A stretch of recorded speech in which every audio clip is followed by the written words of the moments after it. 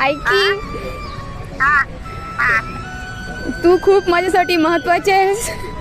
तू खूप माझ्यासाठी खूप काही केली आहेस. I love you I. I love you म्हणले. मी तुझ्यावर खूप प्रेम करते.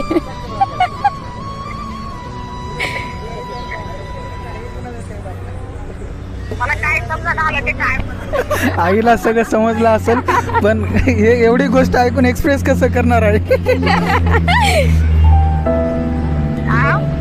काहीतरी बोल की.